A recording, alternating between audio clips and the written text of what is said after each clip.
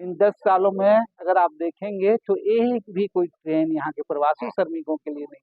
वैसे ट्रेनों को लोग फोटो खूब खिंचा रहे बंदर में, जिसमें आधी से ज्यादा जो है सीटें जो वो खाली जा रही है। झारखंड में भारतीय जनता पार्टी के खिलाफ गैर भाजपा दलों ने मिलकर के चुनाव लड़ने का फैसला किया है और इस बार जो है चुनाव जो है झारखंड में जो है इंडिया गठबंधन के साथ लोग मिलकर के लड़ेंगे। अब उसकी औपचारिकताएं बाकी हैं, तो जब तक कोई ऑफिशियल नहीं है कौन दल किस जगह से लड़ेंगे उसको लेकर के भी फाइनल बातें होनी है। लेकिन जाहिर सी बात है, हम लोगों ने कहा है, हम लोगों की स्पष्ट ये है कि इसमें भाकपा माले जो है कोडरमा में हमेशा पहले से लड़ती रही है, अलग रूप से अकेले भी जब से लड़ती रही है उसमें भी उसकी बेहतर भूमिका रही है। दो बार सेकंड भी आई है, एक बार सेकंड आई है। गिरिडीह के इलाकों में ज्यादा उस पर व्यापक प्रभाव रही है, इसलिए भाकपा माले के लिए बेहतर होगा इंडिया गठबंधन के तमाम लोग जो कोडरमा सीट भाकपा माले सब लोग।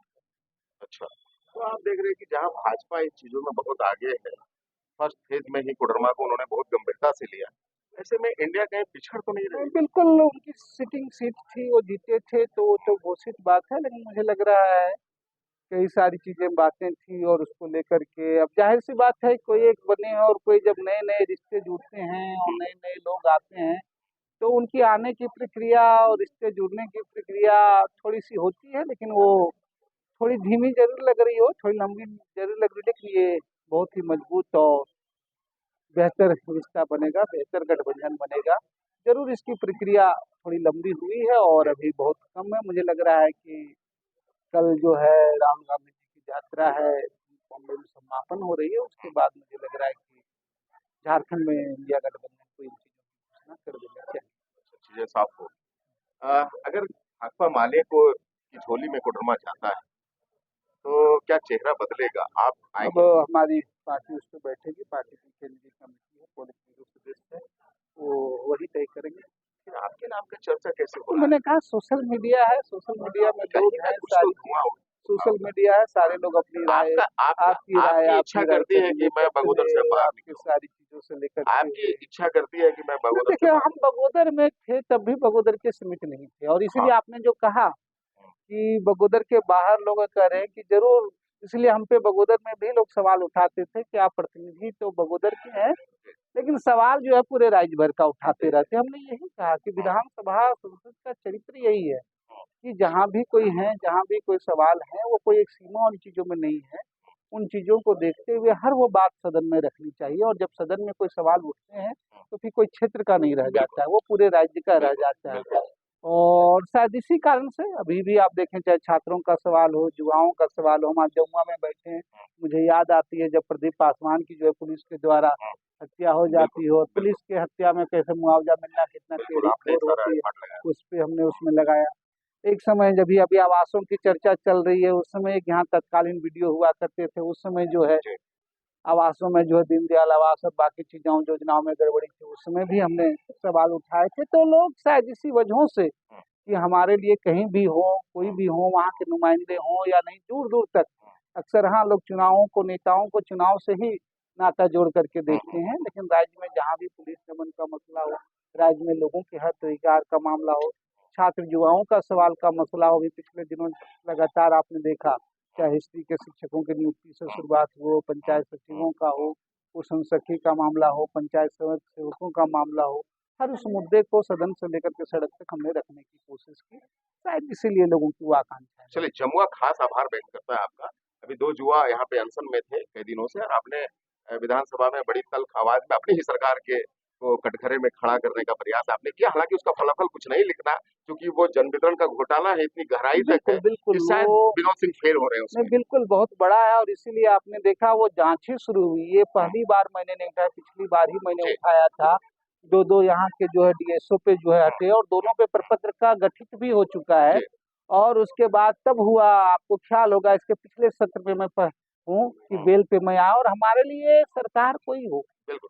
जनता का सवाल, मंत्री कोई हो, मुख्यमंत्री कोई हो, प्रधानमंत्री कोई हो, हमारी एकता, हमारी निष्ठा जनता के सवालों से साथ है, जेन्युइन सवालों से है, हर उस सवाल में लड़ेंगे। और तब लड़े थे, और तब जाकर के उपायुक्त की वो जांच कमेटी बनी थी, और आज आप देखिएगा कि उसी जांच कमेटी के आधार पर धीरे धीरे अभी रिपोर्टें भी आनी शुरू हुई है। गिरिडीह एसपी ने कुछ एफआईआर पे ही दर्ज किया है। तो आगे हमारी कोशिश होगी, जो इस पे हुई है, जो एफआईआर दर्ज हुए हैं उस पे जो है वो पूरी कार्रवाई। और ये मसला सिर्फ वहाँ से जुड़ा हुआ नहीं है, वो एजेंसी आप जानते हैं, वो एफसीआई, फूड, भारत सरकार और तमाम चीजों से एक लंबी श्रृंखला है। लेकिन इस दिशा में कम से कम दो दो अधिकारियों पे प्रपत्र का गठित हुआ है, दोनों हटे यहाँ से। इसके अलावा जो है एफआईआर भी दर्ज हुए हैं। जमुआ का भी मामला है, ये बात तो हो गई है, घोषित हो गई कि भाई अनाज नहीं मिले, और ये सिर्फ जमुआ का ही नहीं, पूरे गिरिडीह जिले का मामला है कि जब ये हुआ है तो इसका सरकार को क्षतिपूर्ति भी करना चाहिए, क्योंकि वो जो लोग हैं वो तो पीड़ित जो हैं, जिनको अनाज नहीं मिला, वो तो इसके लिए दोषी नहीं है।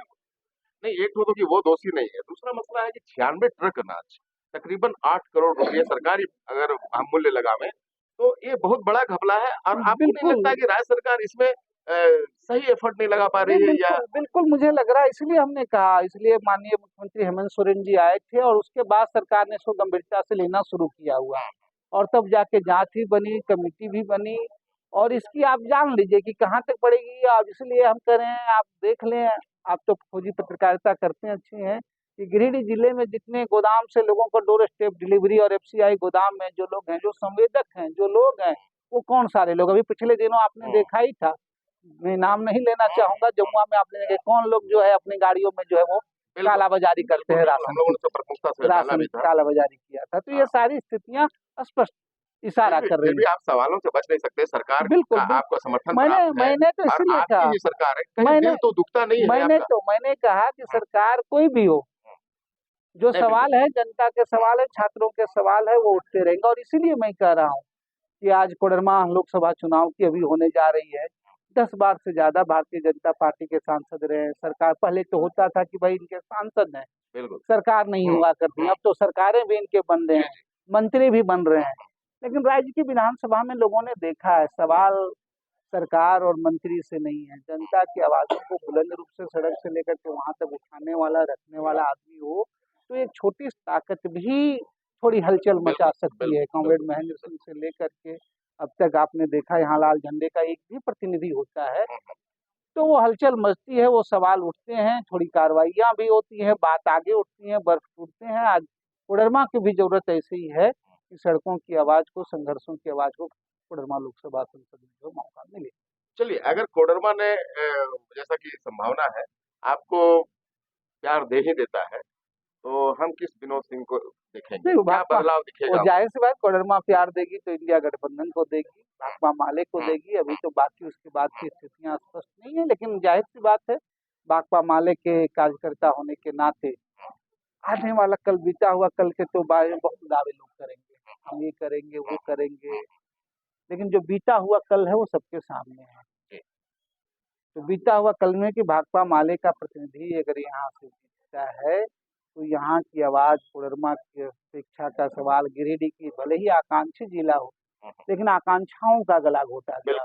450 से ज्यादा गांव जो है सड़कों से वंचित हैं, प्रधानमंत्री सड़क योजना की राशि नहीं मिली, प्रधानमंत्री आवास योजना की जो है वो राशि नहीं मिली, पूरे प्रवासी मजदूर सबसे ज्यादा गिरिडीह से है। राज्य में हमने बहुत इन मौकों पे लड़ा के नीतियां बनी, आज कम से कम कोई नहीं कह सकता कोई मौत हो गई, कोई दुर्घटना हो गया तो उसके परिवारों तक 100 आ जाएंगे। लेकिन अभी भी जो प्रवासी मजदूर हैं, देश से बाहर हैं, उनके स्वास्थ्य मामला है, कई सारे केंद्र के सवाल हैं, इशू हैं, उनके सुविधाओं का सवाल है। आज जमुआ से लोग सूरत तक जो है इस गर्मियों में बसों में ठूस ठूस करके हम लोगों ने लोगों को जाता है, सूरत हो, हैदराबाद हो, मुंबई हो। लेकिन आप देख लीजिए, इन 10 सालों में अगर आप देखेंगे तो एक भी कोई ट्रेन यहाँ के प्रवासी श्रमिकों के लिए नहीं। वैसे ट्रेनों को लोग फोटो खूब खिंचा रहे बंदर में, जिसमें आधी से ज्यादा जो है सीटें जो वो खाली जा रही है, लेकिन हमारे मजदूर, हमारे लोग जो बाथरूम के डब्बों में जो है बैठ बैठ करके जा रहे हैं, वो इनकी प्राथमिकता नहीं है। तो ये सवाल, ये मुद्दे, ये चीजें ज्यादा मुखर तरीके से उठेंगे और इसमें बेहतरी के प्रयास होंगे। आपकी जो सरकार है वो भ्रष्टाचार में घिरी नजर आती है विनोद जी, वो चलिए वो कहाँ तक सत्य है हम उस पर नहीं जाते, लेकिन हम ये कहना चाहते हैं विनोद जी, अपने गिरिडीह की ही बात करें, कई भ्रष्ट पदाधिकारियों के पनाहगार बना है गिरिडीह, और कहीं ना कहीं आप लोगों की चुप्पी जनता को खतरी है। अभी आपने डीएसपी विनय सिंह को देखा, जिसको आप लोगों ने पुरस्कृत करके भेजा है। आपको ख्याल होगा तो मैं बता रहा हूँ, इसी जगह पे पिछले डीओ के ऊपर हुआ मसला हुआ था, हमने सवाल हुआ, लंबित हुए, वहां पर हटे, वहां पे कार्रवाई, और इसलिए हमने कहा कि कहीं कोई मसला हो, और भ्रष्टाचार का देखिए मामला ही नहीं है। भाजपा के लिए तो भ्रष्टाचार इशू नहीं है, उनके लिए है कि जो उनके साथ हैं वो भ्रष्टाचार मुक्त हैं, हाँ वो तो है। और जो उनके साथ नहीं है वो भ्रष्टाचार बिल्कुल युक्त हैं। बिल्कुल। आज अभी आप देख रहे हैं इलेक्ट्रल बॉन्ड हम्म, की जो सच्चाइयां अभी सामने आनी शुरू हुई है, अभी इसकी डिटेल आना है, लेकिन वो दिख रहे हैं कि कैसे ईडी सीडी तमाम छापे और उनके खजाने बढ़ते जाते हैं। और ये तो इलेक्ट्रल बॉन्ड है, पीएम जो केयर फंड है उसकी अगर हकीकत आ जाएगी तो वो उससे भी बुरी होगी, और खास करके उससे भी कि वो पैसे खर्च कहाँ किए बिल्कुल। गए। तो इस हमाम में तो सभी नंगे हैं, आप जिनके साथ गठबंधन बिल्कुल कर रहे हैं वो बिल्कुल, भी नहीं तो है। मुझे लग रहा है किसी सवालों में बिल्कुल है, इसलिए हमने कहा माले के रूप में रहा है कि हम लोग इन सारे सवालों पे सवाल लड़ते रहे, सरकार कोई भी रही हो, यहाँ भी सरकारों पे लड़ते रहे हैं। लेकिन अभी जो सबसे बड़ा सवाल है कि भारतीय जनता पार्टी ने इन तमाम सवालों को ही दरकिनार कर बिल्कुल दिया है। उनके लिए है कि जो उनके साथ हैं वही संविधान है, उनके लिए सच्चाई है, ये शायद सबसे बड़ा मुद्दा है। ये सबसे बड़ा एजेंडा है कि राज्यों को अब मजबूर होना पड़ रहा है उस रास्तों में कि रेलवे से, बैंक से, तमाम लोगों से लेकर के सेना तक नियुक्तियां बंद करके ठेके और प्राइवेटाइजेशन में भेज रहे हैं।